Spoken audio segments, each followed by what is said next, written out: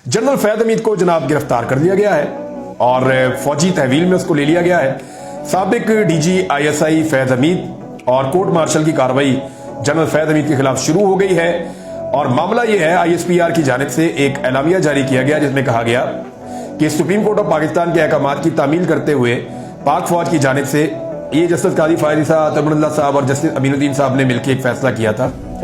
उस पर उन्होंने कहा जी कि टॉप सिटी केस में एक शिकायत आई थी और उसकी दुरुस्तगी का पता लगाने के लिए एक तफसीली कोर्ट ऑफ इंक्वायरी का आगाज किया गया और इन पर रिटायरमेंट के बाद पाकिस्तान आर्मी एक्ट की खिलाफ वर्जियां साबित हो चुकी हैं। तो फैद हमीद के खिलाफ कोर्ट मार्शल की सिफारिश कर दी गई, जिसके बाद उनके खिलाफ कार्रवाई शुरू कर दी गई है और इन्हें पाक फौज ने अपनी तहवील में ले लिया है।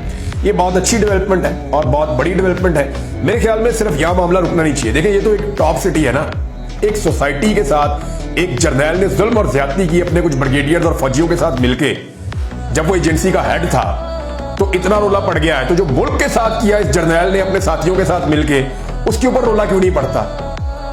यानी ख्वाजा आसिफ गवाह है इस बात के, जो है वो मौलाना फजल रहमान साहब गवाही दे चुके हैं। इस बात की गवाही जो है पीएमएलएन के बहुत सारे लोग दे चुके हैं। इस बात की गवाही बार बार आती है और सब लोग बताते हैं। वजीर दिफा मौजूदा कह रहा है कि जनरल फैद हमीद ने जनरल बाजवा के साथ मिलकर हमें ऑफर की थी इमरान खान साहब की हुकूमत गिराने की और उसके बाद फिर इमरान खान साहब की हुकूमत गिरा भी दी गई।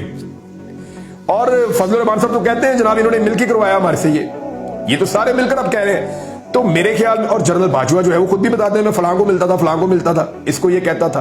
तो कहानी बड़ी वाज़ेह है। मेरे ख्याल में एक सोसाइटी के मामले के ऊपर तो जर्नैल जिसने ये किया, लूट मार की, वहां से सोना उठाया, चीजें उठाई, उनके साथ जुल्म किया, निशाने इबरत तो बनाना चाहिए, बिल्कुल बनाना चाहिए। और ये तासुर नहीं रहना चाहिए कि कोई इदारा या कुछ लोग जो है वो मुकद्दस गाय हैं। बिल्कुल इनको सजा मिलनी चाहिए।